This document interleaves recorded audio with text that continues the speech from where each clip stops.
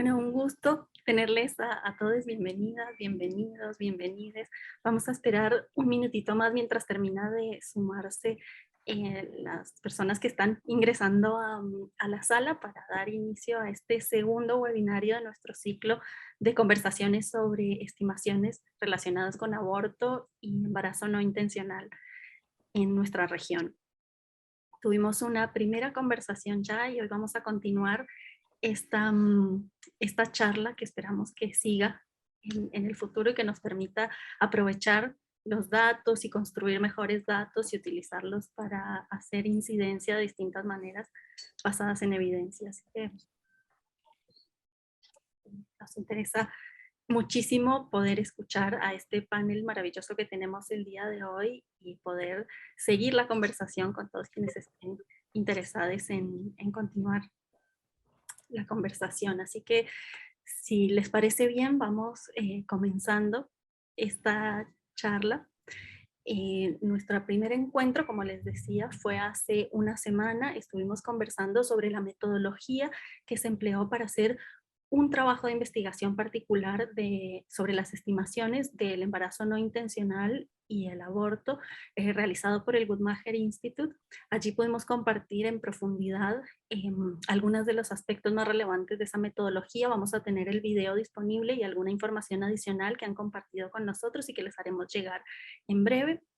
Allí pudimos determinar que la metodología que ha utilizado el Guttmacher Institute es una metodología que permite la comparación a nivel global en distintos países, que utiliza distintas fuentes de datos y que además utiliza para poder completar los datos de países que no cuentan con suficiente información, el agrupamiento de los países que tienen similares características para que se permita tener algún proxy de la información que no está disponible y que permita construir una estimación para cada país a partir de los datos propios y también de los datos de países que tienen similares características. Entonces, esto es un aporte porque permite en países en donde no tenemos suficientes datos tener una estimación. Como lo decía Jonathan en el encuentro pasado, no es un dato fijo, no es una cantidad específica relacionada con la cantidad de abortos, sino que es una estimación que nos provee un rango por lo menos mínimo de la cantidad de abortos y de embarazo no intencional que puede haber en un país. Entonces, es una base para trabajar y hoy nuestro encuentro nos va a permitir pensar de diferentes maneras cómo podemos usar esos datos, ¿no? Podemos construir mejores datos o diferentes, pero también cómo los podemos usar, la incidencia con estos datos, a dónde nos debe llevar y cuáles son las diferentes posibilidades. Tenemos, por ejemplo, la posibilidad de utilizar los datos para generar políticas públicas, para hacer incidencia legal, para generar la movilización social también, para cambiar la cultura. Y esto es muy importante que lo podamos ver en el contexto local y en nuestro contexto regional. Así que nuestra conversación de hoy va a ir encaminada a ese objetivo. Yo le quisiera dar la palabra primero a Susana Chávez para que abra esta conversación que vamos a tener en el día de hoy. Susana. Muchísimas gracias, querida Sonia, por abrir este espacio y tan solo para información tenemos traducción simultánea, ¿no? Entonces, para quienes quieran, por favor, recurrir a la ayuda, ahí lo tienen en la base de su pantalla. De hecho, como ya lo ha señalado Sonia, para Cacay es un enorme orgullo, pero además es parte de la contribución que nosotros queremos hacer a la región, dando datos fidedignos que nos ayude justamente a este trabajo que nos toca hacer, el que es de cambiar, de convencer, de hacer entender qué implica el aborto en la vida de las mujeres y cómo efectivamente este no es un fenómeno aislado, sino es algo que nos afecta a muchísimas mujeres de distintas clases sociales, niveles, edades, etcétera. Y conocer la fineza de esos datos en contextos de ilegalidad, de clandestinidad, de malos sistemas de información, de hecho, es todo un desafío. Y por eso que la contribución de Alan Guttmacher en este esfuerzo desde hace muchísimos años de trabajar con las cifras resulta fundamental. Y CACAI es un espacio definitivamente que acoge con gran alegría estos aportes. De hecho, nosotros queremos reiterar nuestro agradecimiento a Adalbert Guttmacher por esta confianza de trabajar juntos y juntas en el desarrollo de estas cifras y nada, así que disfrutemos de esta presentación. Muchas gracias. Muchísimas gracias, Susana. Bueno, como les decía, tenemos un panel de expertas que nos va a incentivar para pensar y seguir conversando sobre cómo podemos usar los datos y cómo podemos hacer incidencia a partir de estimaciones y de datos como los que ha producido el Guttmacher Institute y que hemos venido discutiendo. Para eso quisiera darle la palabra a Mariana Romero, directora ejecutiva del CEDES y fundadora también, integrante del proyecto Mirar, que ha hecho un trabajo interesantísimo con el uso de datos para la incidencia. Mariana, muchas gracias por acompañarnos. Gracias, Sonia, gracias, Susana.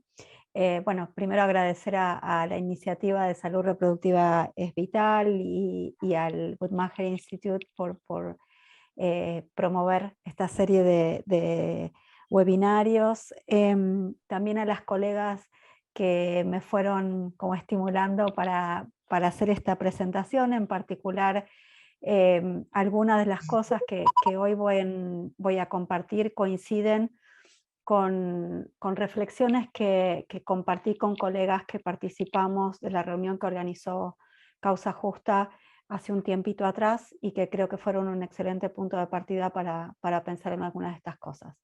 Voy a compartir la pantalla simplemente creo que para que sea más ordenada la presentación y nos ayude a ustedes y a mí a seguir más fácil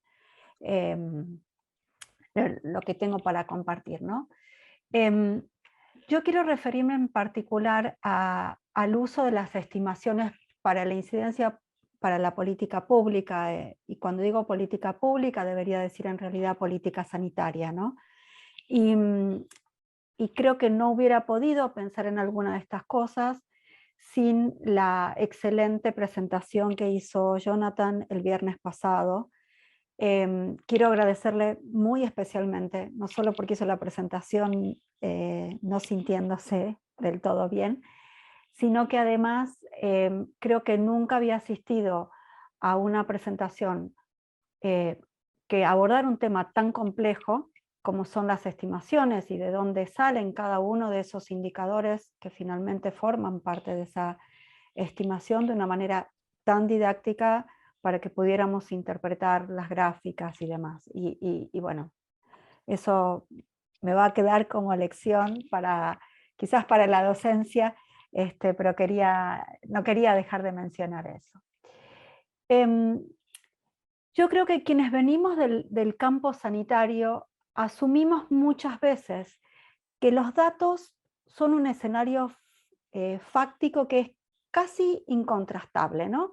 Que el dato es suficiente para que quien está del lado de la toma de decisiones haga esa toma de decisiones basado en lo que nosotros entendemos que es la realidad, ¿no? Y yo diría llamar eso algo así como el espejismo de la racionalidad lineal, ¿no? Tengo el dato y entonces se toman digamos, decisiones en base a eso.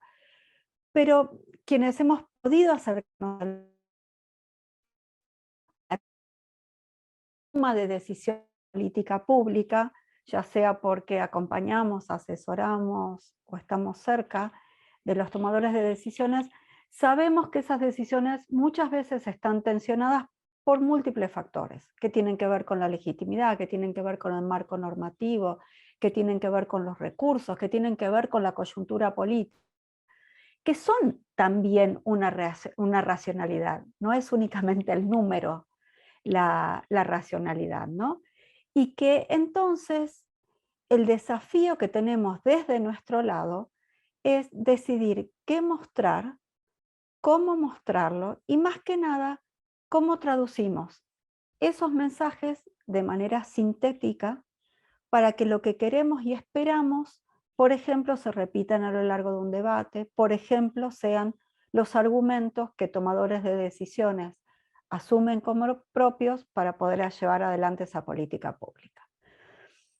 Esto significa que a veces nosotros vamos a tener que seleccionar indicadores que son más sensibles, buscarle algunas comparaciones que permitan destacar eso y que den más impacto, y a su vez acercarle al tomador de decisión algunos de los mensajes que se pueden extraer de esos datos. Nosotros muchas veces en la política sanitaria y particularmente en el campo del aborto, partimos de la idea de un marco que tiene que ver con la afectación, con el daño concreto, ¿no? Como son las estadísticas de mortalidad y morbilidad, porque además nos permiten dar un impacto particular, ¿no? Apelar como a una sensibilidad particular. Y como digo ahí, esos datos a veces son útiles para una audiencia que aún no está sensibilizada con el tema del aborto y que rápidamente entiende de qué estamos hablando. De todos modos, muchas veces no nos sentimos cómodos diciendo, o cómodas diciendo solamente ese número. En general es un dato que hay que contextualizar, que hay que mirarle la tendencia, que hay que mirar diferencias por edad, por causa, por residencia, etc., ¿no? A su vez, cuando nosotros trabajamos con esos números, hay que tratar de dar grandes números para la incidencia en la política pública, ¿no? Decir 3 veces más que tal cosa. Yo recuerdo siempre un argumento que usamos mucho en el debate en la Argentina: 3.030 mujeres muertas desde la recuperación de la democracia. O sea, buscar como particularmente números que impacten, ¿no? Y los hemos usado mucho a estos números, inclusive como número absoluto, como un ejemplo de la ineficacia de la criminalización, ¿no? Decir, bueno, a pesar de que está restringido, fíjense las consecuencias drásticas que tienen para la salud y la vida de las mujeres.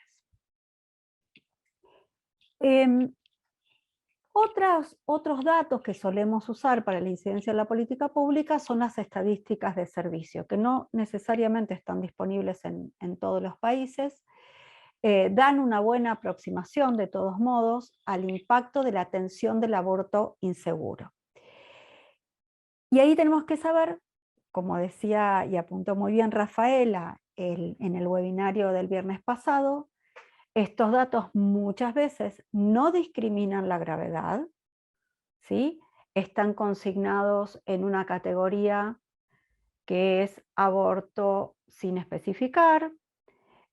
A veces tienen alguna discriminación en las otras categorías de la CIE-10, pero, digamos, terminamos usándolos en términos generales con el dato global porque desconfiamos o decimos, bueno, este es el piso, pero en realidad seguro hay una subestimación de las categorías, ¿no?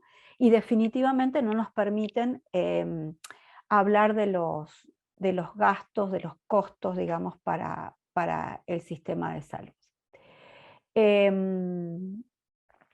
Y obviamente en el escenario de la autogestión del aborto, estos datos nos quedan cortos, ¿no? Otros datos a los que apelamos son los números de los abortos en los contextos de legalidad. Estos números son muy útiles, donde están disponibles, y en general lo que nos sirvieron, y acá hablo por la experiencia de un país como la Argentina, nos sirvieron en el debate, por ejemplo, para desarmar algunos mitos, el de se va a saturar el sistema con todos los abortos, las mujeres van a simular violaciones, se va a usar el aborto como método anticonceptivo, todos estos mitos que circulaban en el debate, pero también para pensar la política pública posterior al debate. Nosotros legalizamos y en ese momento dijimos, bueno, pero a ver, en términos de política pública, ¿qué escenarios tengo que pensar? Si este fue el escenario de Uruguay, de la Ciudad de México, ¿por qué la Argentina sería distinto? Y usar esos datos de los contextos de legalidad para pensar la política pública de un país que estaba inaugurando una fase totalmente inédita a partir de inicios del 2021, ¿no? Ahora, el escenario que tenemos hoy es un escenario muy novedoso, inquietante, estimulante para la producción de las estimaciones que justamente compartió Jonathan el viernes pasado, ¿no? Por un lado, porque yo creo que tenemos un quiebre del binarismo entre aborto inseguro y aborto seguro, ¿no? En general, cuando se hicieron las primeras estimaciones, si bien siempre se hablaba de aborto inducido, había una asociación de ese aborto inducido a aborto inseguro. Hoy las estimaciones hablan de aborto inducido, pero hay una tentación en equiparar aborto inducido a aborto inseguro en los países donde las restricciones son mayores. Y de separarnos de ese binarismo de aborto inseguro y seguro en los países donde hoy el escenario es un escenario cambiante. ¿Y por qué es cambiante? Por un lado, porque aparece cada vez más la mensura de los abortos autogestionados, por ejemplo, a través de los acompañamientos que van haciendo las colectivas, que según el país y según las condiciones son más o menos visibles. En algunos casos, esa visibilidad ha sido tan importante que ha permitido que se publique evidencia acerca de la seguridad de esos abortos autogestionados. Pero también tenemos un escenario que desafía, digamos, a estas estimaciones, que son los abortos ambulatorios y con ello la validación que hace de la seguridad y de la legitimidad que tiene la autogestión por parte de las directrices recientes de la OMS.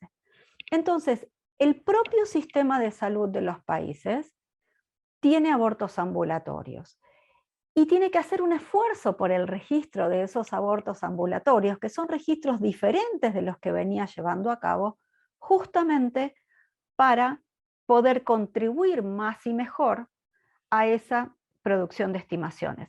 Pero también están los autogestionados que se gestionan en la privacidad de las casas, sin acompañamiento de las colectivas y sin acompañamiento del sistema de salud, yendo a la farmacia o yendo a quien sea a conseguir la medicación. Entonces, ese escenario que teníamos de producción de las estimaciones, yo creo que está hoy desafiado de una manera única y muy estimulante, pero muy desafiado, ¿no?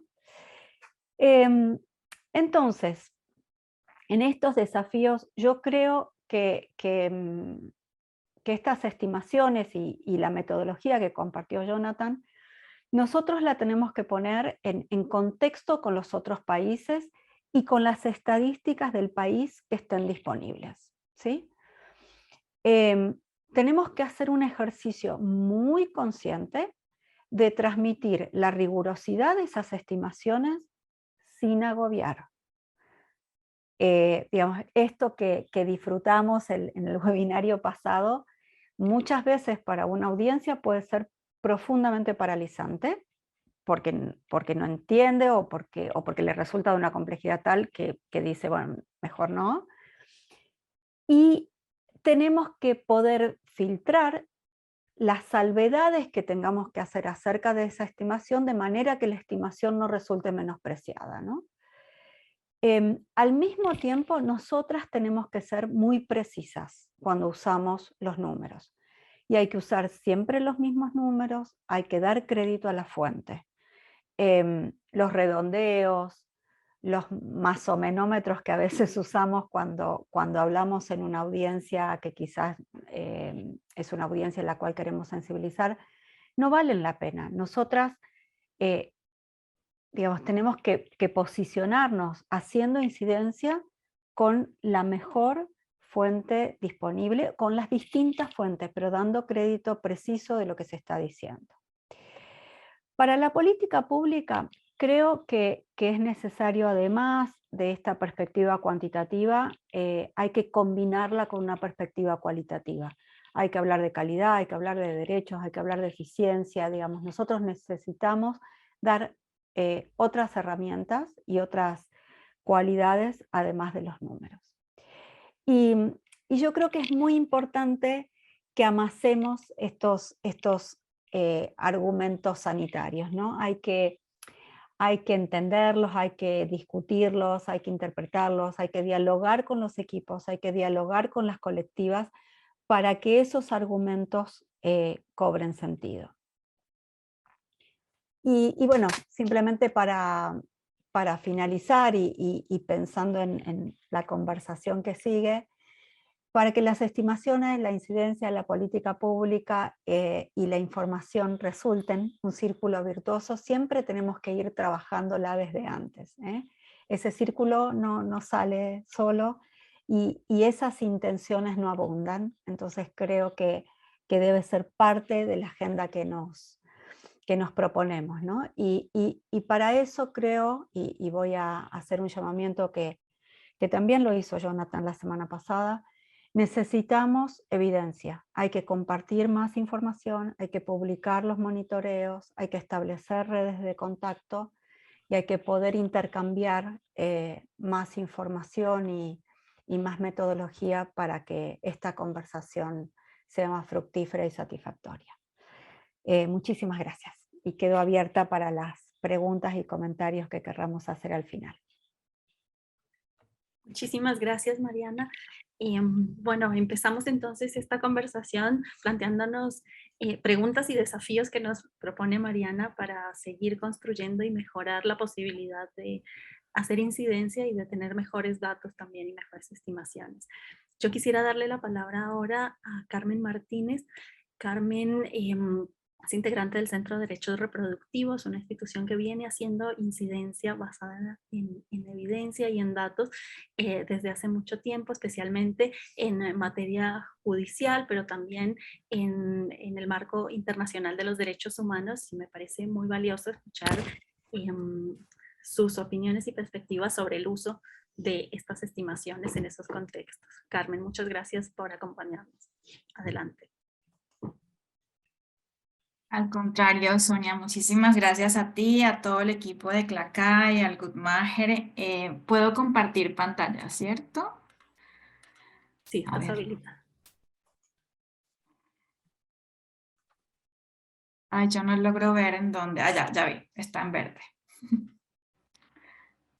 Entonces, ¿me cuentan porfa si ya ven?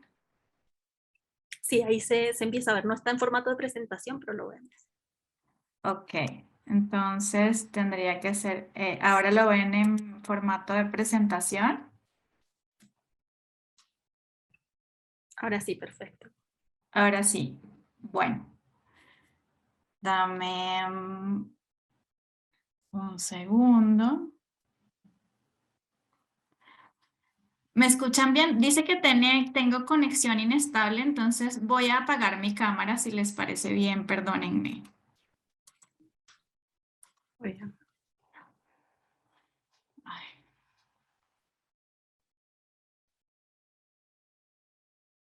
No puedo apagarlo.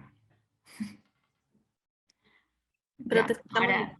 Listo. Ahora sí, me ven bien, ¿verdad?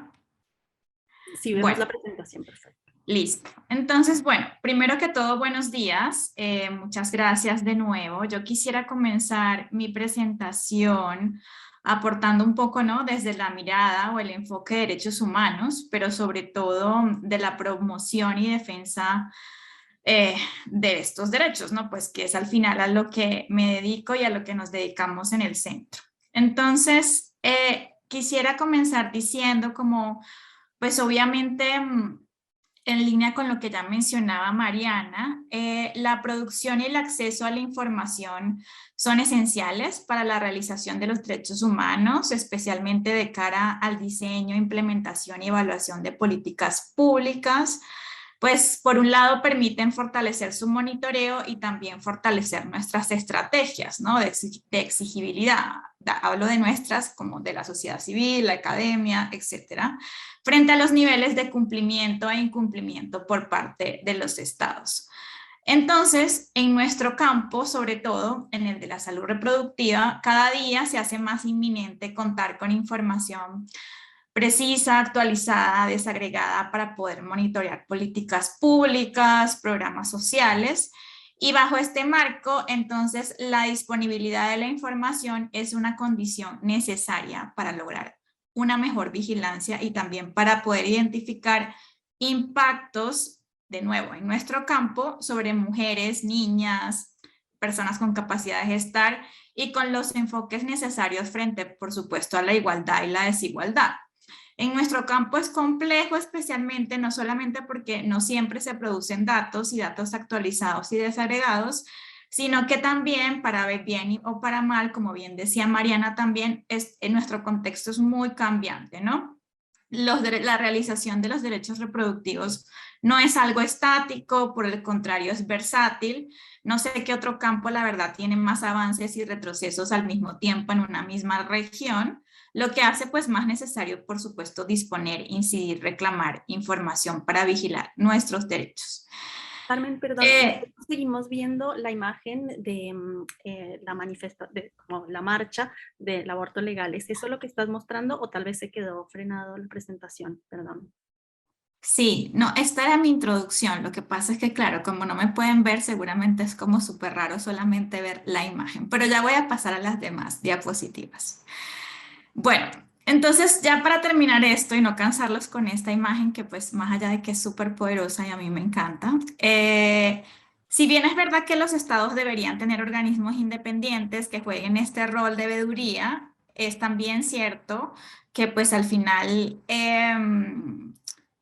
todos los les interesados, independientemente de nuestro campo y expertise, tenemos que tener acceso a la información, a los datos disponibles pertinentes y al disfrute de nuestros derechos reproductivos, ¿no? Como cómo acceder, ¿no? Entonces, y sobre todo también en nuestros países que son cambiantes. Entonces, bueno, yo voy a comenzar acá.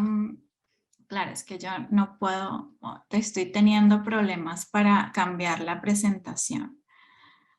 Yo debería estar en mi presentación, un segundo. Ahora sí.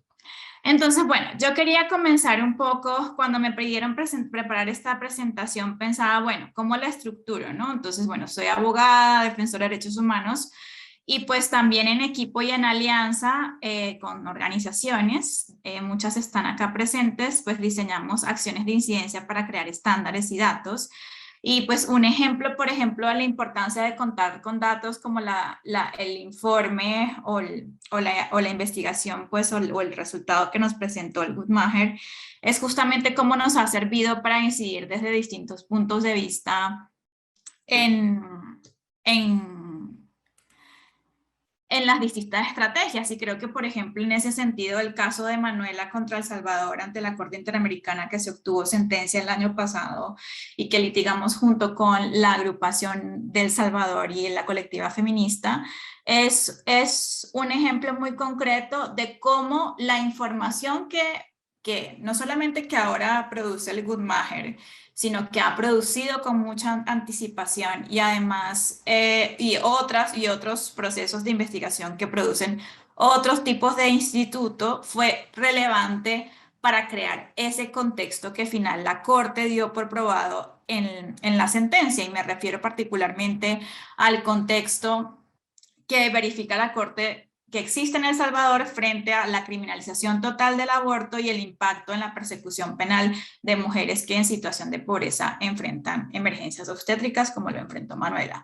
Para eso, digamos, junto con la agrupación y la colectiva, no solamente durante 10 años presentamos informes a todos los mecanismos de Naciones Unidas en donde hubo la oportunidad de presentar informes sombra, información de distintos tipos, aportar a visitas, etcétera, tanto de Naciones Unidas como también del Sistema Interamericano y la Comisión, como la agrupación ciudadana con sus informes, ¿no? Por ejemplo, del hospital a la cárcel, que ya lleva la tercera, cuarta edición, incluso incluye, ¿no?, datos del Guttmacher y cómo eso sirvió, sobre todo tomando en cuenta que El Salvador es un estado que no produce datos frente a este respecto, para que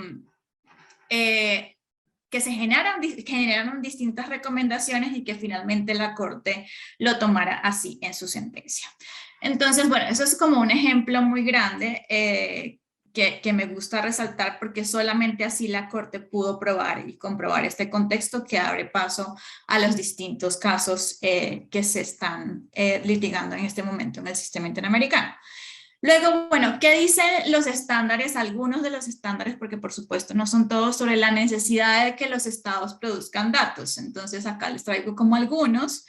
Y es, por ejemplo, que la Convención Belém do Pará establece la obligación de los estados de garantizar la investigación y recopilación de estadísticas y demás información pertinente sobre las causas, consecuencias y frecuencia de la violencia contra la mujer.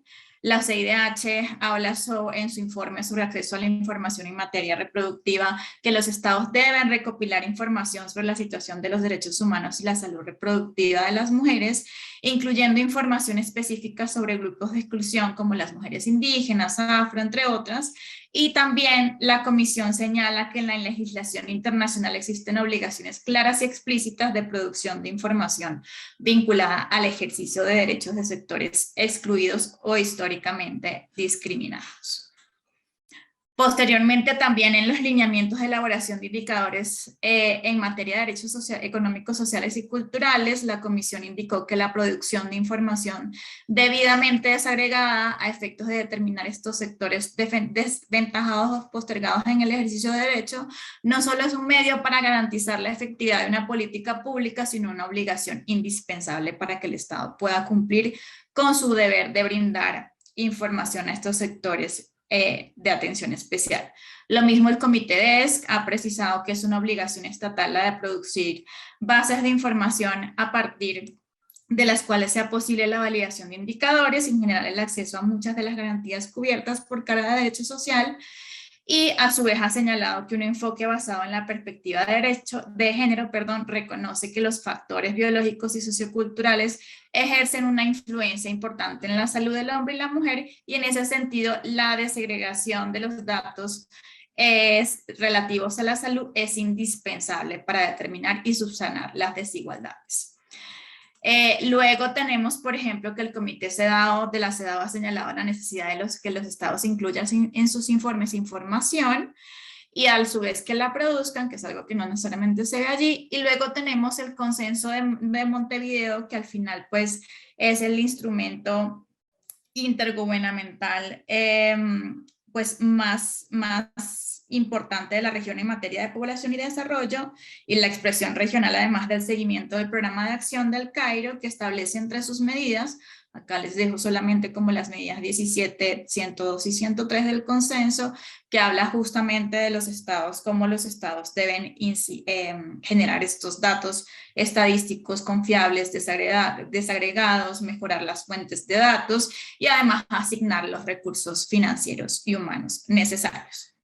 Luego, quería hablar muy brevemente sobre los indicadores. Yo, por supuesto, no soy una persona experta en estadísticas, vengo a traer solamente acá a compartir como la visión, digamos, de lo que han establecido algunos instrumentos de derechos humanos, pues tanto en el sistema interamericano como en el sistema de Naciones Unidas. Y creo que para empezar yo diría que pues obviamente la vigilancia basada en los derechos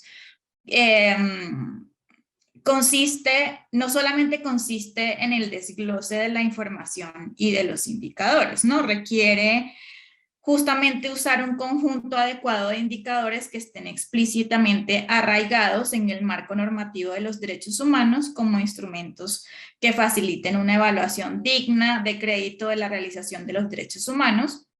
Y para ello es fundamental la posibilidad de acceder a fuentes confiables y seguras de información.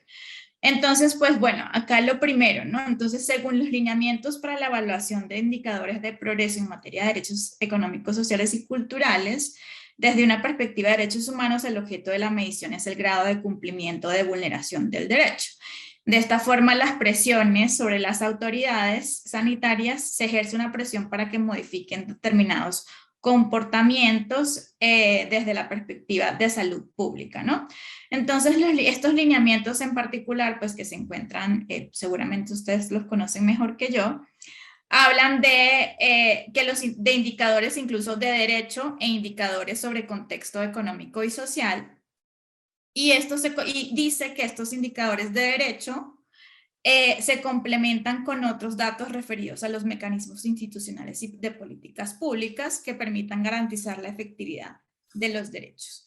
Luego tenemos el informe sobre los indicadores para promover y vigilar el ejercicio de los derechos humanos de Naciones Unidas, que habla, por ejemplo, de indicadores estructurales, indicadores de progreso e indicadores de resultado. Yo, por mi lado, yo estaba como mucho más familiarizada, les soy muy honesta, frente a los indicadores de progreso y de resultado, y frente a los estructurales, estos lineamientos señalan que estos son aquellos que reflejan no solamente la ratificación y adopción de instrumentos jurídicos y la existencia de mecanismos institucionales básicos que se consideran necesarios para realizar los derechos humanos, sino también las medidas que debería tomar el Estado para hacer efectivos esos derechos. Bueno, los de progreso, como ustedes saben, se relacionan a los instrumentos que acumulativamente o de manera evolucionada van en el tiempo, y los de resultado describen logros. Entonces traigo esta parte de indicadores porque creo que más allá de lo que decía Mariana, que por ella sí es una experta en el tema de indicadores, es como también el informe que nos presenta el Guttmacher nos puede servir para la incidencia y incidir porque se creen indicadores con base en esa información. Luego, ya para cerrar, hablaría sobre cómo la difusión y cómo podemos usar estos datos, ¿no? O potencializar los datos, tanto que creo que nos presenta John en la anterior sesión, y creo que hoy también va a hablar un poco de eso, pero ya como en el campo netamente de derechos humanos. Entonces, creo que también es importante decir que los entes también sobre la base de los principios de Naciones Unidas, que también les comenté, en realidad son los principios fundamentales de estadística. Los entes y personas encargadas de la recopilación de datos tienen la obligación de defender derechos humanos durante sus operaciones, y las estadísticas deberían utilizarse para exigir a los estados y otros agentes que rindan cuenta en materia de derechos humanos. En ese sentido, por ejemplo, los datos deben ponerse a disposición de la academia, organizaciones de la sociedad civil, de otros interesados, a fin de facilitar varias cosas. Por un lado, la creación de sistemas de rendición de cuentas.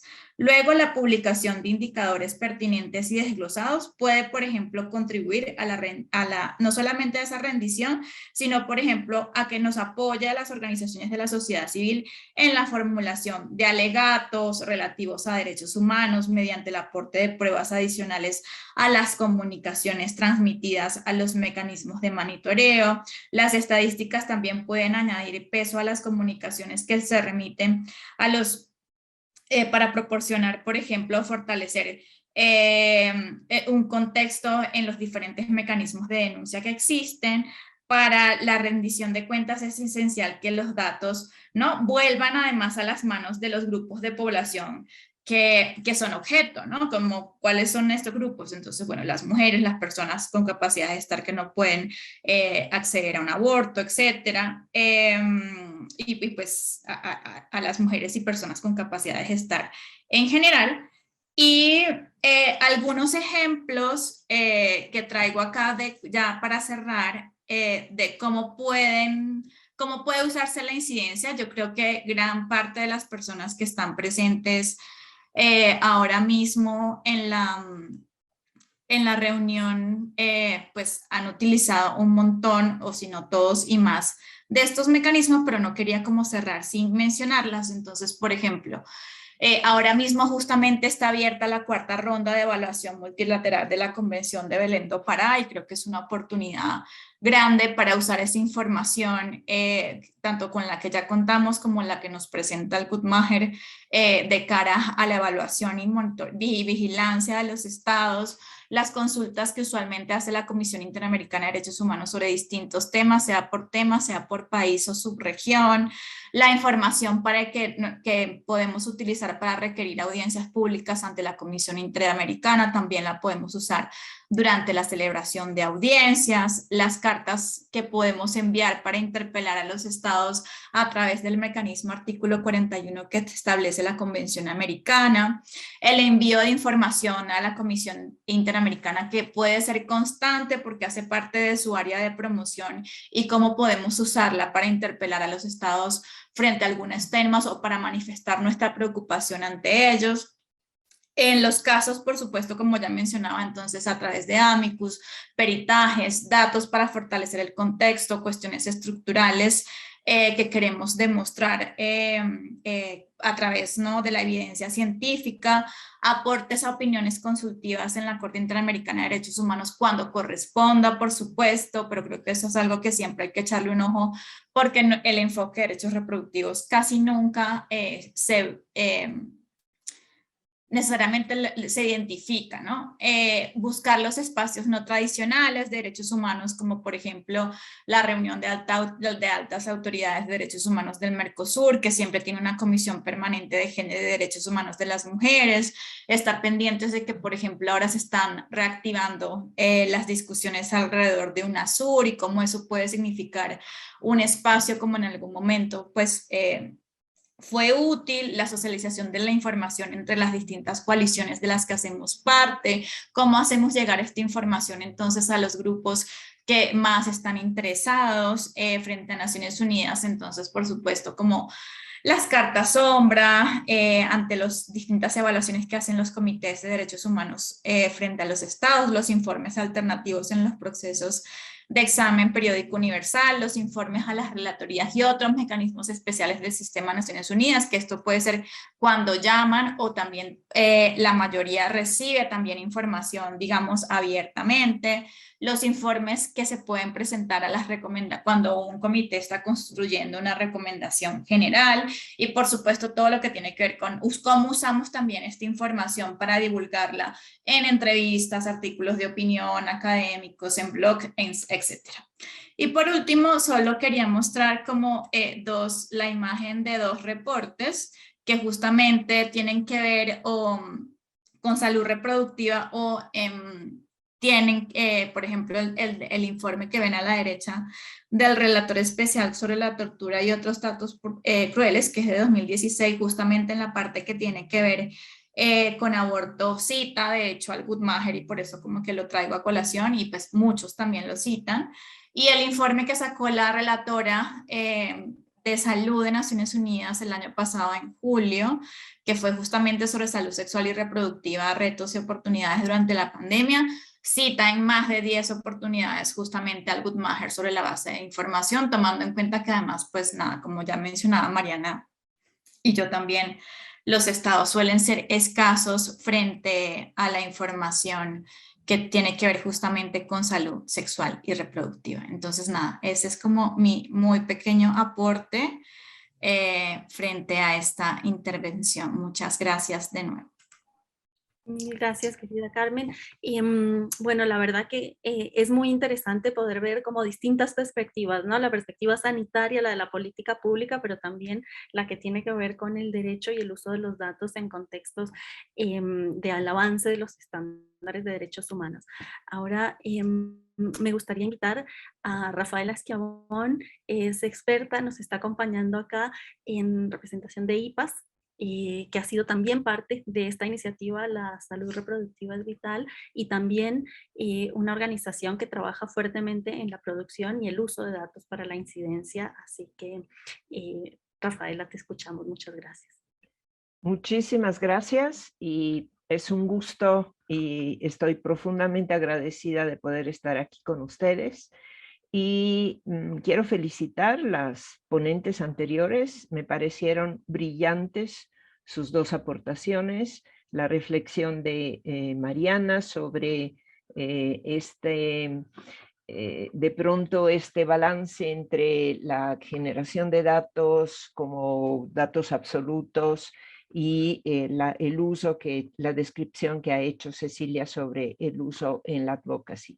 Voy a hacer un pasitito atrás para tratar muy rápidamente de reflexionar sobre lo que estamos midiendo, qué indicadores estamos midiendo, cómo los estamos midiendo, qué es lo que no estamos midiendo, de hecho, y para qué sirven, para concluir sobre las reflexiones finales, para qué sirven estos datos.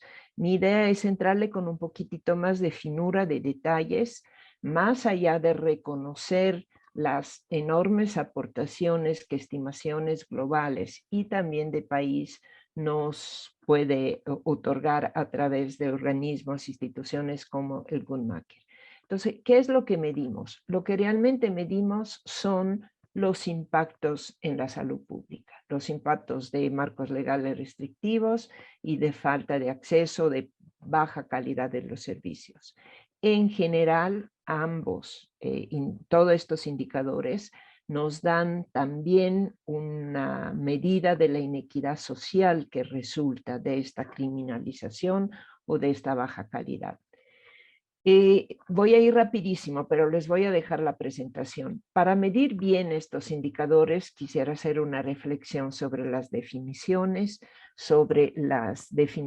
que están en la CIE 10, en la Clasificación Internacional de las Enfermedades, en la 10 y ahorita el reto que representa la 11, reflexionando que estamos midiendo, que deberíamos estar midiendo indicadores de impacto en la salud pública como la mortalidad, la seguridad, por supuesto la incidencia, que es de lo que nos habla el nuevo reporte del Guttmacher, es decir, cuántos abortos hay, y como el marco legal impacta en estos indicadores, como ya nos comentó rápidamente Mariana. ¿Qué estamos midiendo en tema de abortos o mortalidad y complicaciones? Y los medimos esencialmente a través de las definiciones internacionales de la Clasificación Internacional de Enfermedades.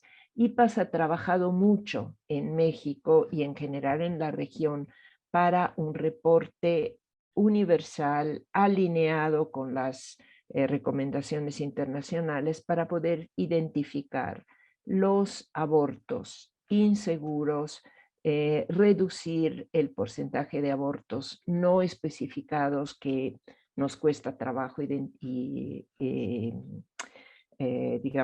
interpretar, y también para fortalecer el reporte de los registros, cómo se realizan estos procedimientos, que nos da también un indicador de la calidad de la atención. No me avanza, perdón, no me avanza se me congeló la presentación. Déjeme dejar de compartir y volver a compartir. Déjeme ver si avanza, tampoco. No sé por qué, si algún técnico me pudiera explicar por qué de pronto esto sucede, pero vamos a seguir avanzando. Entonces, la idea es también saber, y esto va en línea con lo que estaba comentando en este momento Ceci, que los estados tienen la obligación de reportar a través de sus sistemas de información, tienen la obligación de reportar todos estos indicadores. Y también la importancia de reportar nuevos indicadores como el aborto médico, que no estaba reportado como procedimiento ni como tipo de aborto atendido, que no estaba reportado en las clasificaciones anteriores.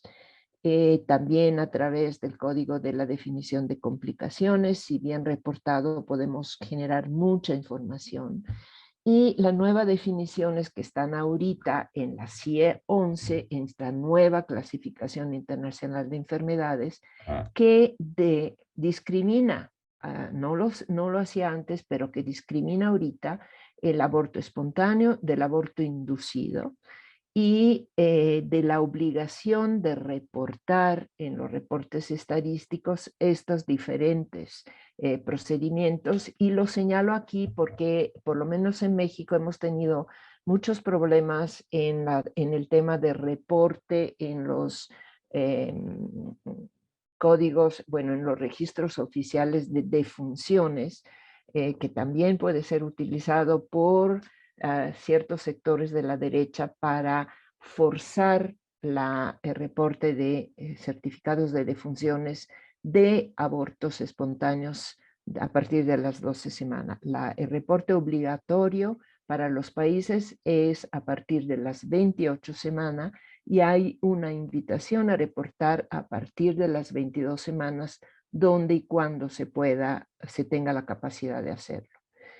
También el tema de las definiciones de aborto en los diferentes contextos, seguro, inseguro, en el contexto de advocacy, la definición médica que sigue siendo a partir de las 22 semanas o más de 22 semanas o más de 500 gramos, es decir, antes claramente de la viabilidad, y la definición penal que en la mayoría de los códigos penales, por lo menos en México, lo define en cualquier momento de la preñez. Y esto tiene que ver por la persecución, la criminalización que se hace a través de otras figuras penales que no son el aborto, sino es el homicidio calificado en muchas mujeres que tienen pérdidas gestacionales tardías.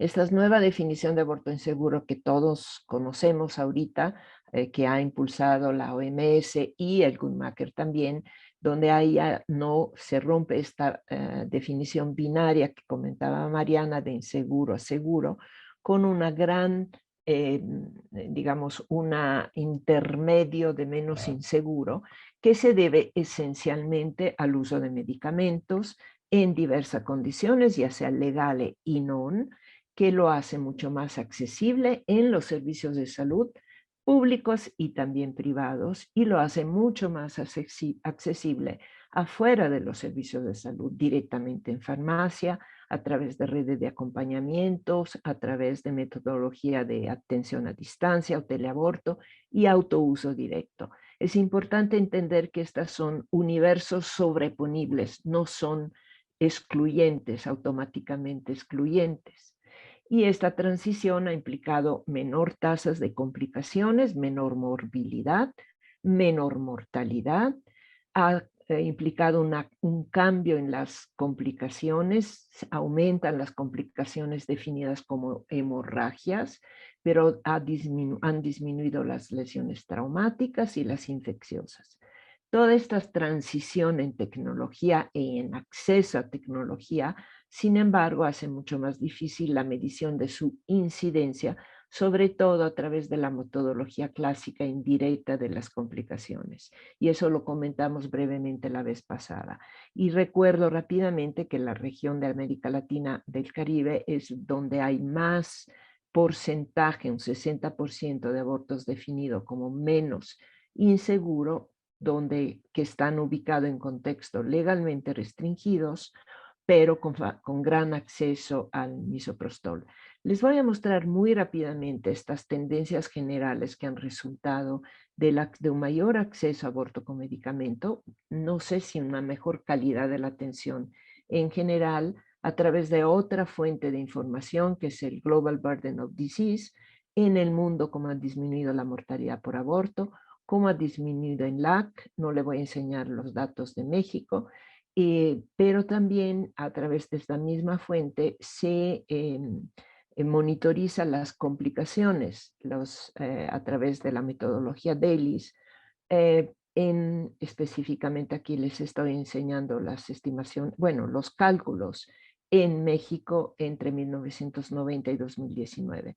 Quiero subrayar que en todas estas estadísticas se está excluyendo en el monitoreo del aborto los ectópicos y mola, y voy a discutir un poco más adelante con ustedes. Voy a presentar rápidamente los datos generados en México porque es un ejemplo, un case study de todo lo que podemos medir a través de sistemas oficiales de salud en nuestros países para abogar finalmente, para estimar el impacto del aborto inseguro y el impacto de la legalización del aborto en nuestros países. Desde el punto de vista metodológico, quiero hacer una énfasis en estos datos, insisto, en estos indicadores metodológicos.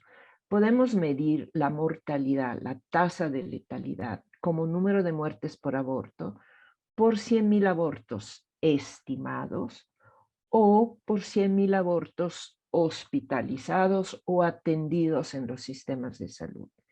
Y lo mismo podemos hacer cuando estimamos incidencia o tasas de atención, igual midiendo los números de abortos estimados, como hace en general el Guttmacher, o los números de abortos atendidos hospitalizados, que es lo que podemos medir a través de los sistemas oficiales más o menos buenos de nuestro país. Y aquí subrayo lo que ya mencionó Jonathan en la presentación pasada, lo podemos hacer. Nuestro denominador pueden ser las 1.000 mujeres en edad reproductiva, entre 15 o 44 o entre 15 o 49. Es importante tener en la mente estos detalles cuando utilizamos indicadores para saber qué estamos expresando. Y es importante en general expresarlo no solo como números absolutos, como mencionó Mariana, que tienen su impacto importante en la advocacia, pero también como tasas para poder hacer comparaciones en el tiempo y entre países.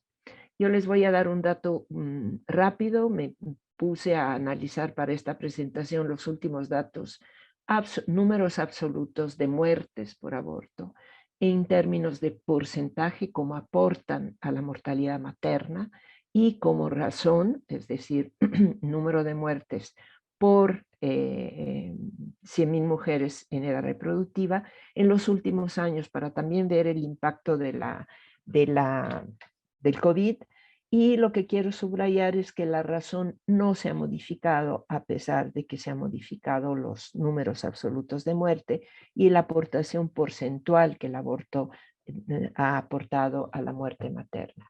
Otro dato importante, nada más para mencionar rápidamente.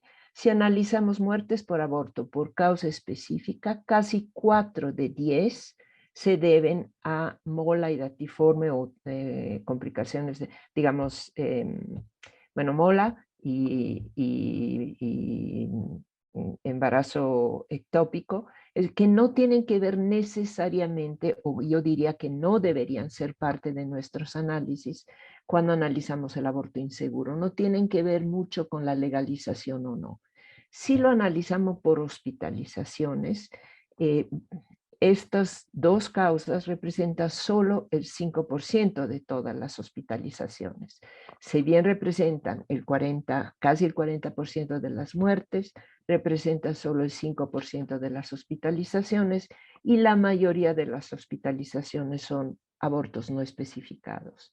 Y también si analizamos las complicaciones, cuando analizamos el cuarto dígito del código CIE, vemos que la enorme mayoría de las complicaciones son no especificadas y que hay un porcentaje relativamente bajo de complicaciones severas.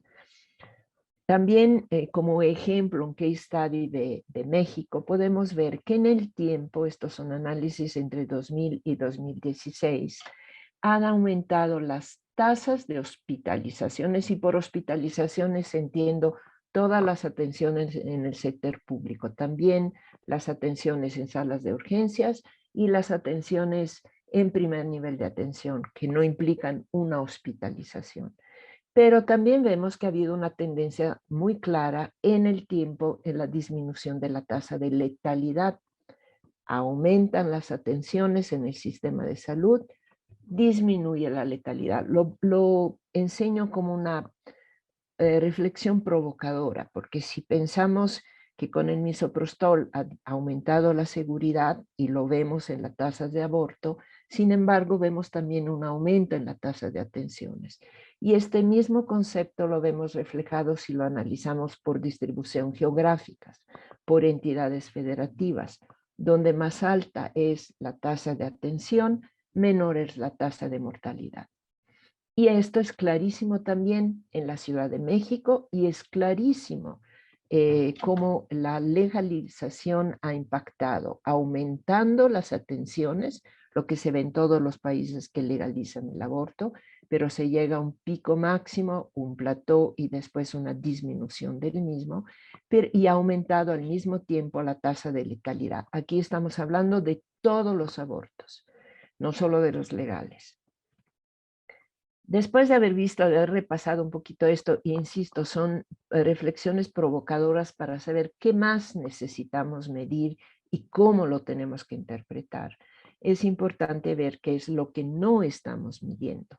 Y eso lo comentamos rápidamente la vez pasada. La incidencia total de aborto evidentemente no solo es representada por los abortos que se hospitalizan, pero en el contexto actual también tenemos una importante contribución del sector privado, ya sea del sector privado de las organizaciones de los grandes proveedores de aborto como Mary Stopes, los miembros asociados de IPPF, Fosfeministas, etcétera, pero también los privados, los ginecobstetras que sobre todo en un contexto de legalización empiezan a ofrecer servicios.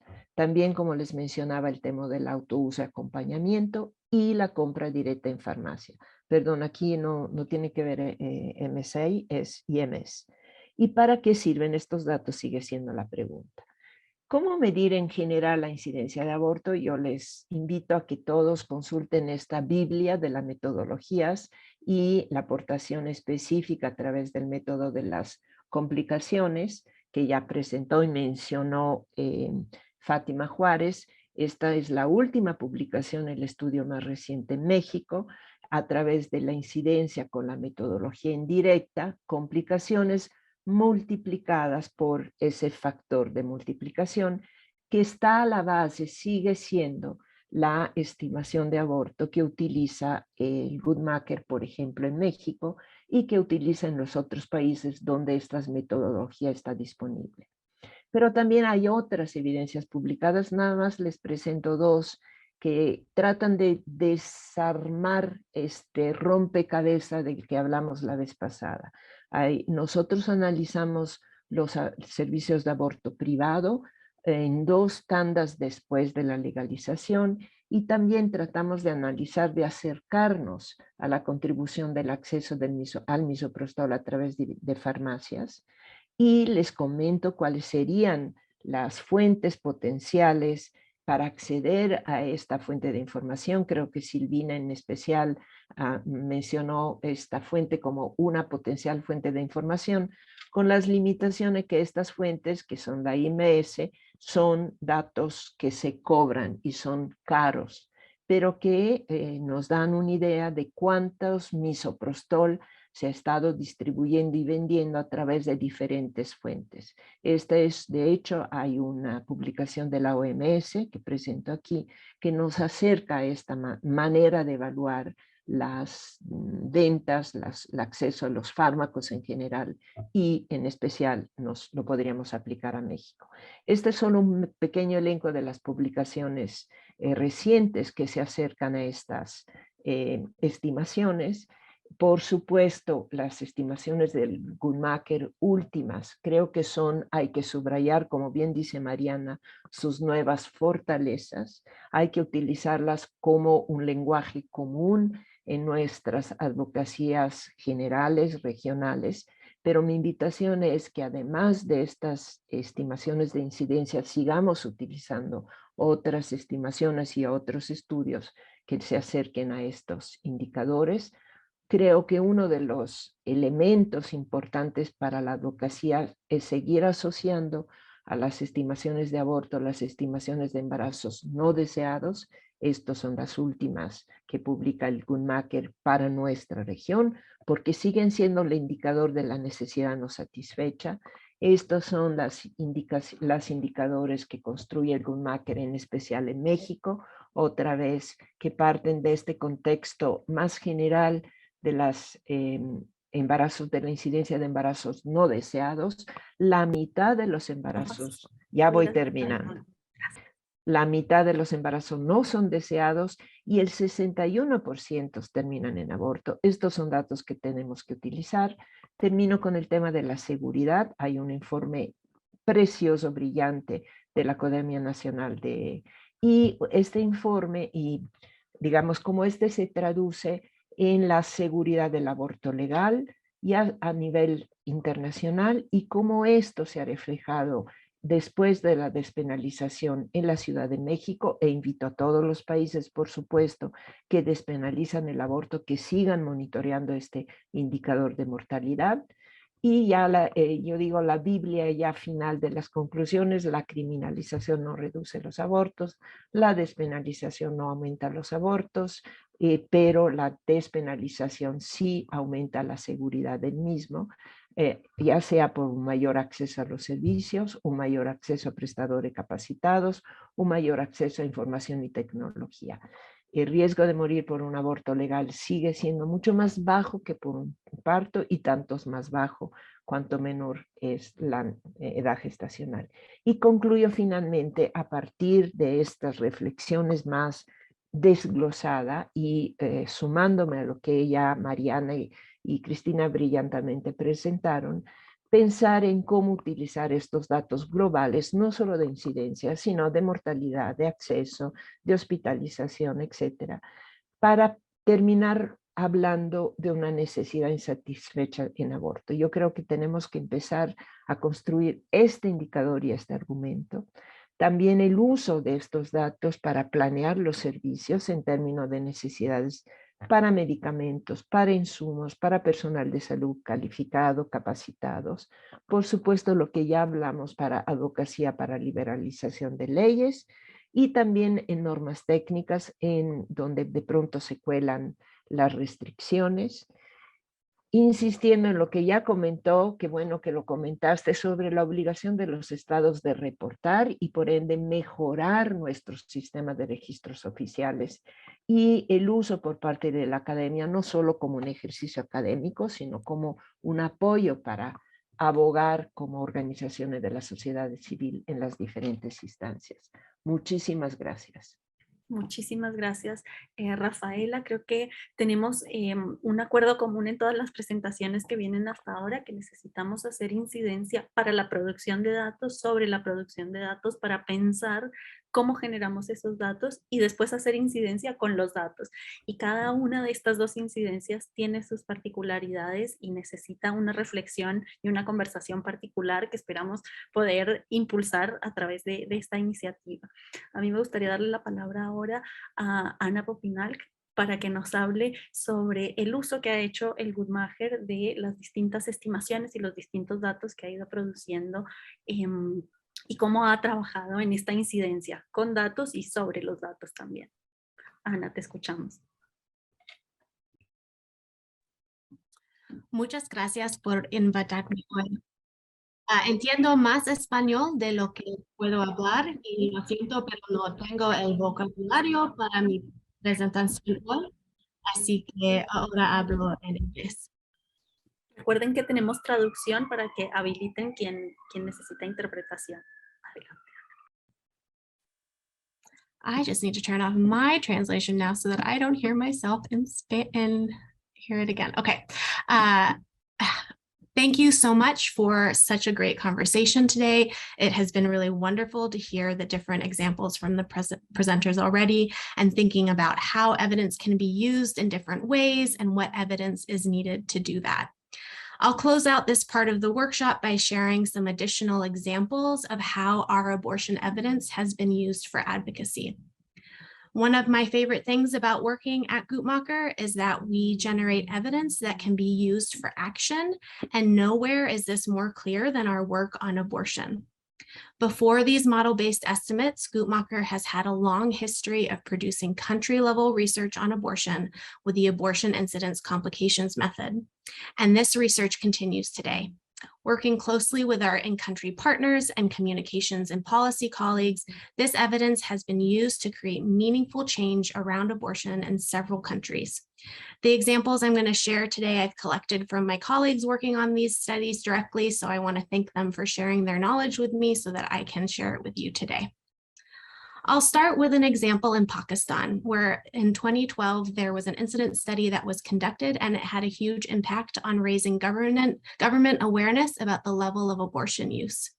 In Pakistan, legal abortion services were almost non-existent, but this study increased advocates' attention to implementing the abortion law to provide safe services under the permitted criteria, which could be broadly interpreted to mean health. Advocates and providers also use the abortion estimates to advocate for quality post-abortion care, and through these efforts, the Population Council College of Physicians and Surgeons in Pakistan have revised their postgraduate curriculum to include topics on post-abortion care. The study also led to advocating for broader sexual and reproductive health care, as linking the incidence of abortion and unintended pregnancy in the country helped stakeholders to advocate for improving contraceptive services in the country, including quality of care. Now turning to examples in this region, in Guatemala, there was an incident study in the early 2000s that drew attention to the need for written post-abortion care guidelines. And in Mexico in 2007, after the Mexico City law was approved by Mexico City officials, it was appealed and brought forward to the highest court, and Fatima Juarez presented evidence. At that time, the Mexico City incident study had not been completed, so Fatima presented evidence that in other countries that have legalized abortion, there had not been an increase in abortion, and submitted an amicus brief co-signed by Guttmacher. Since the incident study in Mexico has since been completed, it is also still now widely used by organizations to support reproductive health rights and the legalization of abortion. And more recently, in 2020, the Guttmacher Institute with the National Abortion Federation and the Center for Reproductive Rights wrote an amicus brief when the courts were debating the decriminalization of abortion in Colombia. At that time, Colombia only had a 2009 incident study, so it was over 10 years old, but they were also able to use the more recent regional modeled estimates, and together those were helpful in establishing the need for improved legal access to abortion in that brief. So turning now to our model-based global and regional estimates and no longer focusing on the country, these have also been used in similar ways in articulating the need for abortion care. Our research colleague, Dr. Gilda Sedge, who used to lead this study, played a key role in testifying in Ireland with our global and regional abortion incidence evidence. In 2017, she testified to the Citizens' Assembly that was tasked with voting on whether the highly restricted abortion law in Ireland should be put to public referendum. She presented on abortion incidence trends globally and in the region. She also presented on the method and gestational age of abortion, which came from a paper that we wrote about gestational age and method in high-income countries, as well as on the safety of abortions and their relationship with the legal status of abortion, all Guttmacher evidence. The Assembly voted in favor of the referendum, and later in the same year, Gilda was asked to make another presentation to the Parliamentary Committee tasked with deciding on whether to advance the recommendation for having a referendum. In the end, they did advance the referendum, and abortion was made legal on all grounds in Ireland in 2018. So the country level estimates that we've been discussing over the last 2 weeks, these are still quite new, that we only published them last year. And so we're still collecting examples of how they're being used for advocacy efforts, but we have one exciting example from Australia. So it's way, way, way on the other side of the world, but in Australia, they're a state system. So they actually don't have a national system that is able to gather data on abortion. And so for the first time, by having our model-based estimates, they're able to have an abortion incidence number for the country, a rate that they did not have before. So by using these model-based estimates, an advocacy group has presented these unintended pregnancy rates and abortion rates to parliamentarians, and they're using the rates to really make the argument that Australia's unintended pregnancy rates are actually quite high compared to other similar countries. And so they're working to increase access to contraception, as well as work towards deregulating abortion in the states in Australia where it's currently restricted. The advocates in Australia have shared that the parliamentarians were, in their words, gobsmacked. I don't know how that translates into Spanish, but shocked at the rates. And they have been really motivated in learning more. And it was a really exciting example of how these country level estimates can be used for countries with limited data. And it's the type of thing that really continues to make me want to work on this research and generate this evidence. So I hope that these examples have been helpful in understanding ways that this evidence can be used. I think it's really interesting and helpful to see that there are ways to effectively use this evidence. Even drawing from evidence from other countries can be instructive for legal challenges and in making arguments that legality does not result in an increase of abortion rates, which is often an argument against liberalizing abortion. And now with the country level modeled estimates, even if there isn't a recent country incidence study, these model-based estimates mean that there is still evidence that can be used in advocating for safe abortion care for a country and for a most recent time period. And I really appreciated Jonathan's presentation last week, really trying to explain the uncertainty around these estimates. And I completely understand that it can be hard to explain why these estimates can be useful, especially for countries that have limited or no abortion data. But that's why I'm grateful to have opportunities like today where we can discuss so that we can figure out how do we equip advocates and partners to, with the best tools to communicate that these estimates can still be very powerful. And I want us to think through how we can answer questions around the uncertainty around these estimates to really make sure that they can be useful for you. For me, what I think is when I'm trying to explain why these estimates are a great tool, I think that it's really useful that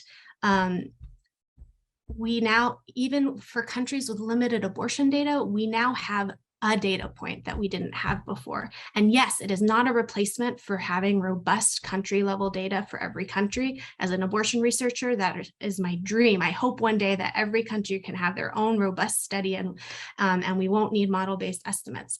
But for now, this is a great starting point. And even for countries with limited abortion data, because this is a model, the estimates are drawing from other data points. So they're informed by the contraceptive need and use in a country, the size of the population, and then also the unintended pregnancy data of a country to produce a much more informed abortion estimate. So finally, I just want to close by saying that as a researcher, my motivation is to generate evidence to support data-driven advocacy, because I think that data can be very powerful in communicating why abortion is important. But there's also a tension that we always have to think about, because even if we don't have evidence, as many of us know in this room, from a human rights perspective, working towards safe abortion is the right thing to do. So while we hope this evidence is useful, we also turn to you to help us inform how we ground our work in human rights, and welcome any concerns you may have about using the estimates and if there are ways that we can help you. So thank you for your important work and for having us. And I look forward to the discussion that we have a few minutes left to have. Thank you, Ana. Muchas gracias, Ana, por participar, y a todo el panel. La verdad que es muy interesante poder tener diferentes perspectivas sobre el uso de datos, cuestionarnos los datos que tenemos, cómo podemos mejorarlos y cómo podemos usarlos, sobre todo entendiendo las limitaciones, pero también toda la potencialidad que tiene trabajar en distintos contextos basados en evidencia. Me parece que una de las cuestiones que apareció en todas las presentaciones y que sabemos que es muy relevante es tomar en consideración el contexto de producción de datos y el contexto del uso de los datos, de forma que podamos aprovechar mejor la potencia y enfocar el uso de los datos. Mariana, sobre todo, nos hablaba de la necesidad de pensar en los públicos a los cuales vamos a dirigir el mensaje para acomodar el dato que tenemos a esos objetivos que nos proponemos en los diferentes escenarios en los que vamos a usar los datos, ¿no? Carmen nos mostraba un escenario en el que se puede usar, que tiene que ver con la advocacy legal. Ana traía distintos ejemplos de uso relacionado con el contexto. Y Rafaela nos mostraba y nos desafiaba sobre todo a pensar en la incidencia frente a la producción de datos, ¿no? ¿Qué datos tenemos y cómo podemos producir mejores datos? Así que creo que tenemos un panorama interesante para abrir la conversación. Yo quisiera, si alguien del público, tenemos poquitos minutos, pero sería interesante poder tener reacciones del panel o también intervenciones de quienes nos están acompañando acerca de estos puntos que fuimos viendo. Sonia, hay una pregunta en el chat. Rosario dice si en los datos estadísticos se registra la prevalencia de niñas y adolescentes que acceden al servicio y la mortalidad por servicios inseguros. Y si me permiten responder, porque además ha habido una aportación específica de Luis Tábara, pero dirigida solo a mí, yo creo que debería haber sido dirigida al grupo, pregunta efectivamente lo mismo sobre datos en mujeres menores de 15 años. Creo que es una pregunta muy relevante y es un reto muy importante para los sistemas de salud, porque estas niñas se invisibilizan. Pero en términos específicos del aborto, de hecho, comento que dentro de nuestro grupo del ENAPEA, que es esta Estrategia Nacional para Prevenir el Embarazo en Adolescente, en lo personal yo he propuesto un indicador que mida el número de embarazos, de nacimientos en niñas en esta edad, más bien número de interrupciones legales de embarazo en niñas de esta edad, sobre el denominador de número de nacimientos, porque todos estos embarazos son por definición, por la edad, deberían ser considerados violaciones equiparadas, como las querramos definir. Entonces, este es uno de los indicadores que deberíamos estar siguiendo a nivel nacional, por ejemplo, para poder decir que estamos dando seguimiento a ciertos compromisos y obligaciones internacionales, en tema de violencia, por ejemplo. Pero efectivamente estas niñas se invisibilizan en las estadísticas internacionales y nacionales. Gracias, Rafael. No sé si hay alguna otra intervención, Mariana. Sí, de todos modos, súper breve. O sea, lo que en general se invisibilizan como grupo. Las estadísticas las incluyen. Están. Digamos, no es que hay una decisión deliberada de que por la edad, de que es una niña además, porque las muertes maternas en general se toman a partir de los 10 años.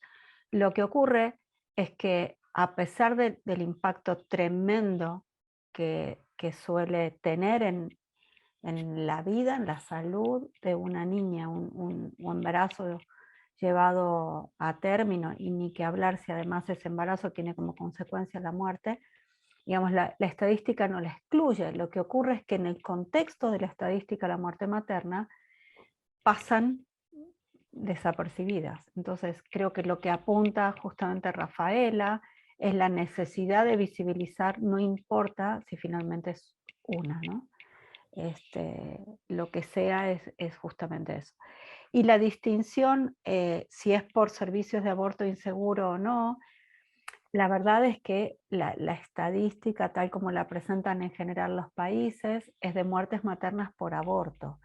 El aborto seguro no mata, entonces sabemos que las mujeres, las personas gestantes que están incluidas en ese grupo, por distintas razones, por barreras al acceso, por abortos realizados en condiciones inseguras, por mala atención del posaborto, bueno, terminan falleciendo, ¿no? Creo que con eso respondimos a Rosario. Muchísimas gracias. Creo que subyace también un comentario general a partir de la pregunta y de lo que hemos venido conversando, que tiene que ver con la desagregación de los datos que nos exige tanto el sistema de derechos humanos como la metodología estadística que nos habla de la desagregación de datos, pero también de cómo se desagregan estos datos en función del uso, de la incidencia, de la mejora de las políticas públicas, ¿no? creo que es importante tomar en cuenta eso. Ustedes hacían un llamado a volver a evaluar el relevamiento de datos, por ejemplo, de aborto en relación con la autogestión del aborto y con los abortos que se escapan a los sistemas tradicionales de registro de información. Y creo que ahí hay un desafío importante que tiene que ver con esto, ¿no? De desagregar datos y de ver cómo capturar las nuevas realidades. Así que me parece que en ese sentido tenemos que pensar la incidencia en la producción de datos, ¿no? Cómo vamos a generar esas nuevas y esas mejoras y actualizaciones. Creo que no tenemos ningún otro comentario o intervención. Yo les agradezco muchísimo porque además estamos justo en horario, hemos cumplido con el tiempo que nos prometimos darnos, así que vamos a seguir esta conversación. Como les comentaba al principio, vamos a dar un seguimiento a esta conversación con información, con también estudios y con aportes que han hecho expertas y expertos que han estado participando en esta conversación, así que ya vamos a estar invitándoles a nuevas conversaciones para seguir con esta conversación. Yo le voy a dar la palabra brevemente a Sara, quien es nuestra contraparte del Guttmacher Institute, para hacer un pequeño cierre. Sara, adelante. Vale, gracias. Bueno, gracias a todas nuevamente, todas sus panelistas, y creo que fue una amplia discusión que realmente abarcó una gran variedad de situaciones en las que se usan los datos sobre el aborto, desde la incidencia en la sociedad civil hasta el sector salud y el sistema jurídico. Y se nos ha recordado también la necesidad de comprender y realmente saber explicar los datos que utilizamos para la incidencia. Y gracias también a todos los participantes. Quisiera que hubiera un poco más tiempo para sus preguntas y comentarios, pero espero que tengamos más oportunidades de continuar esta conversación. Y de parte de Guttmacher, si podemos apoyar a los defensores en el uso de nuestros datos de cualquier manera, estaremos encantadas de ayudar en cualquier momento.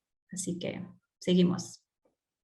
Muchísimas gracias. Le vamos a dar la palabra un segundo a Jonathan. Jonathan y Ana son investigadores principales del estudio que llevó adelante estas estimaciones, así que adelante, Jonathan, te escuchamos. Thank you so much for the opportunity to talk. I've really appreciated hearing the questions and these other presentations. And I hope that we can continue to engage so that the research we do is as useful as possible, that we focus on the questions that matter. We talked a lot about abortion rates, and I hope that one piece of information I just want to highlight, because we've talked about laws and we've talked about abortion rates, is the percent of unintended pregnancies ending in abortion.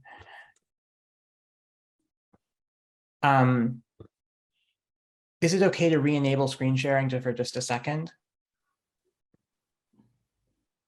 Adelante. Sí, ya está. Adelante. You know, worldwide, the percent of unintended pregnancies ending in abortion was 51% in the 1990s. It's now 61%. And we're more than 99% certain, despite the data limitations, that the percent of unintended pregnancies ending in abortion has increased. Now, it's really important to show that this varies across the world. In Latin America in the early 1990s, 37% of unintended pregnancies ended in abortion, and it's now 47%. Abortion remains highly restricted in Latin America. So what are we seeing here? Part of this may be due to increased motivation to avoid unplanned births. We can speculate, but certainly the increasing access to medication abortion in settings where abortion is restricted has enabled people to obtain abortion even in these settings. It's abortion, so they're more able to implement their reproductive preferences. They're able to do so more safely than in the past, despite these restrictions. But certainly they're having to take legal and physical risks. Now, if we think about the legal status of abortion, in countries where abortion is broadly legal, the percent of unintended pregnancies ending in abortion has increased a little bit, from 60 to 70%. But excluding India and China, it's actually declined in the countries where abortion is legal. So excluding India and China, the percent of unintended pregnancies ending in abortion has decreased since the 1990s. And you can see we're more than 99% certain that it's decreased. If you look at countries where abortion is restricted, it's increased from 36 to 50%. And we're more than 99% certain of this, that it's increased. Even just looking at the countries where abortion is prohibited altogether, the percent ending in abortion has increased from 33 to 50%. And again, we're more than 99% certain of this increase, that an increase has happened.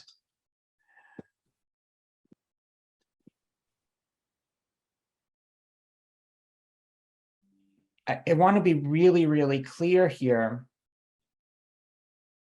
that we are more than 99% certain about that these trends are opposite signed. But even including India and China and allowing for you can still see that we are still highly certain that the percent of unintended pregnancies ending in abortion has increased most in the countries where abortion is illegal.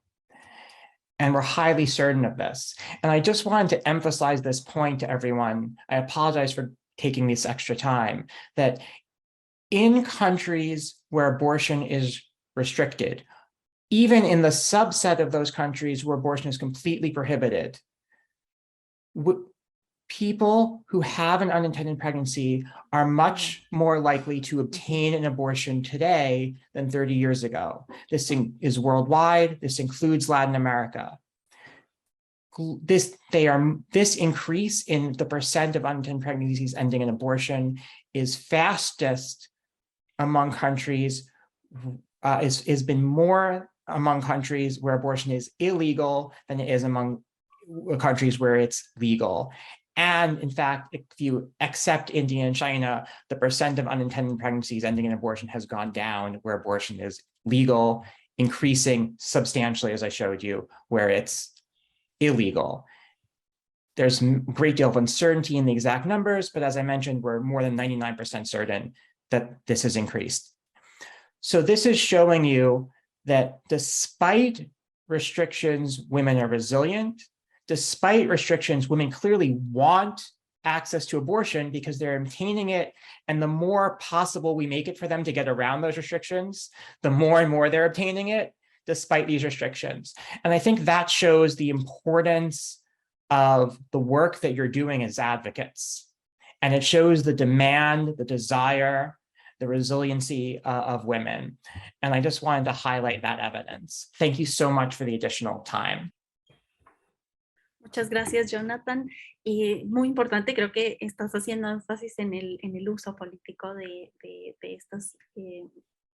estos datos y en las posibilidades que nos da tener esta información global agregada y agregada también por diferentes categorías que nos permiten comparar de distintas maneras cómo se ha comportado la tendencia global en relación con el aborto, y muy importante también tener en consideración el embarazo no intencional como uno de los indicadores que está realmente muy relacionado con la incidencia del aborto. Así que muchísimas gracias. Creo que nos quedamos con un montón de temas para poder seguir conversando, para profundizar. Estamos abiertas a escuchar las recomendaciones sobre cómo seguir esta conversación, cuáles son los temas y los puntos que deberíamos seguir. Vamos a hacer una propuesta y a seguir en comunicación para avanzar esta conversación. Les agradecemos mucho su presencia, darnos este tiempo extra, y agradecemos especialmente al panel, también a CLACAI y al Guttmacher Institute, que nos han dado el lugar para poder conversar sobre estas cuestiones y avanzar en estos temas. Muchísimas gracias y seguimos entonces esta conversación. Hasta luego.